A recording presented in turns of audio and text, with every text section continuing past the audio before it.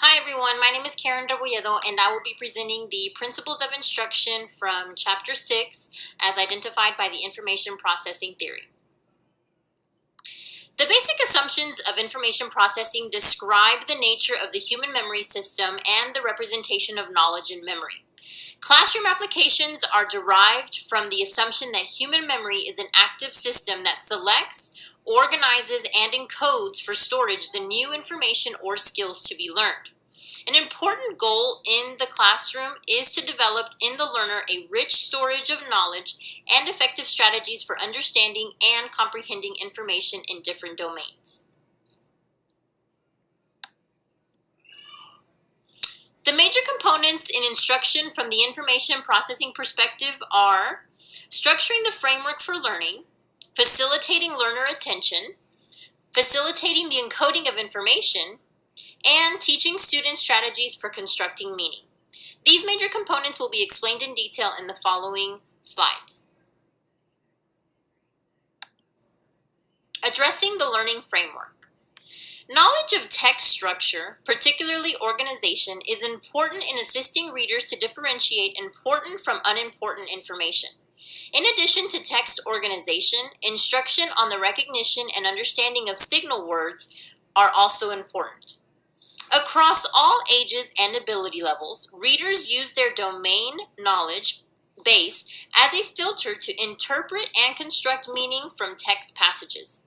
When learner knowledge is incomplete, naive, or misleading, interpretations will also be incomplete or misleading. A strategy to address this problem is to follow reading assignments with classroom discussions. The purpose is to clarify difficult or unfamiliar concepts. Teachers face the responsibility of providing meaningful organization for text material. One suggested strategy is using an advanced organizer, which will be discussed in the following slide. Another possible strategy is the development of materials using nonlinear or hypercard computer materials. This resource allows the learner to access portions of the information as he or she chooses. A disadvantage with hypercard text, though, is that they can become quite lengthy.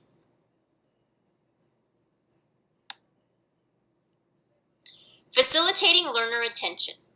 An important aspect of instruction is to first structure the environment so that student attention is focused on important tasks and then to informally assess learner perceptions.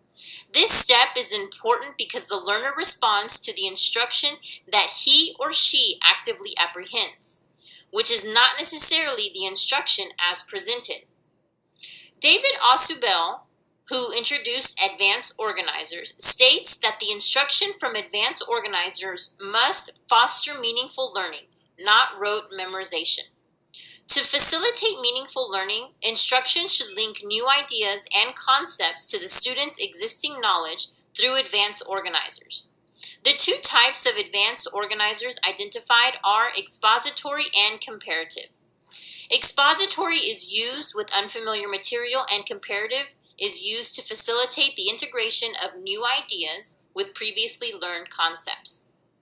A major task for teachers in facilitating learner attention is to teach students to be strategic processors of information.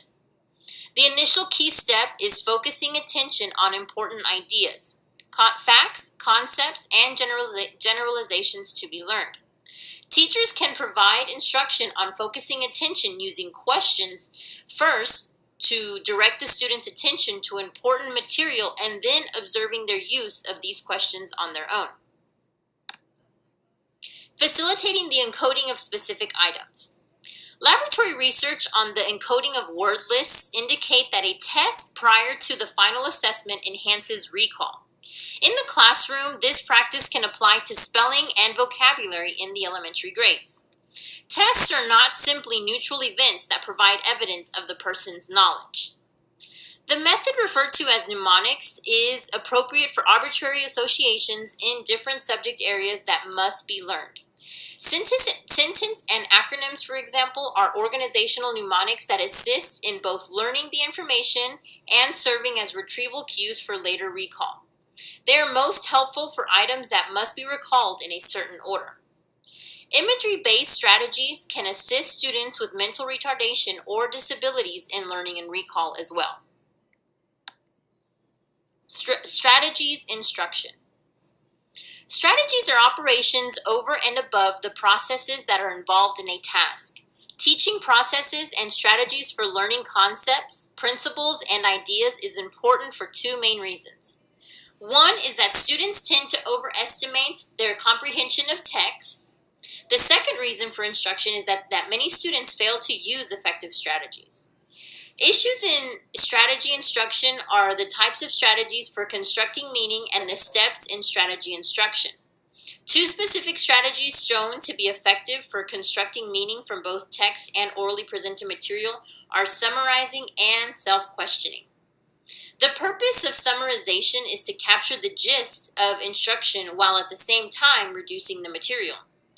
The rules for developing useful summaries include: delete unnecessary material, eliminate redundancy, substitute a superordinate term for groups of terms and/or list of events, and invent a topic sentence if none appears in the text.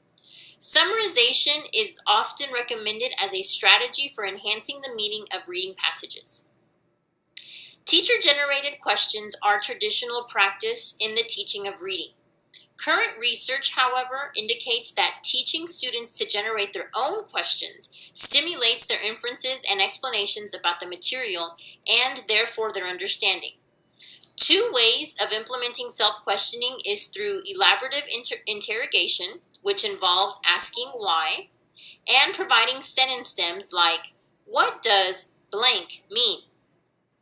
Recommendations for strategy instructions could be essential steps in teaching a strategy are: describe, then model the strategy, provide teacher-guided practice accompanied by praise and corrective feedback, and teach when and where to use this particular strategy. This concludes the principles of instruction from Chapter 6. Thank you very much for your time.